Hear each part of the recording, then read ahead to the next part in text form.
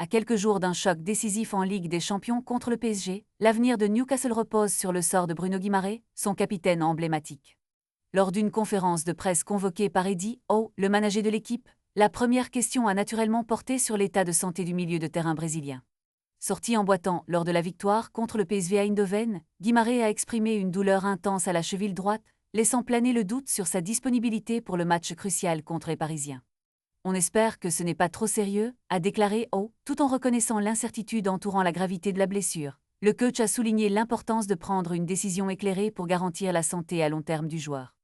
Depuis son arrivée à Newcastle, Guimaraes a été un pilier de l'équipe, n'ayant manqué que 8 matchs de Premier League.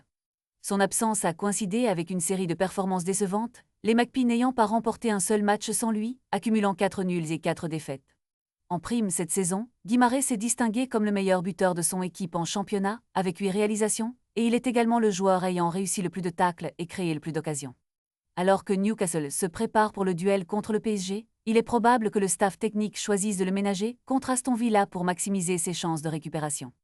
Dans ce cadre, Lewis Millet, jeune joueur prometteur de 19 ans, pourrait avoir l'opportunité de briller aux côtés de Joelinton et Sandro Tonali au milieu de terrain. Le sort de Newcastle dans cette compétition européenne dépend de la capacité de Guimaraes à retrouver rapidement son meilleur niveau. L'attente est palpable, car chaque minute compte dans ce sprint final vers le top 8 de la Ligue des Champions.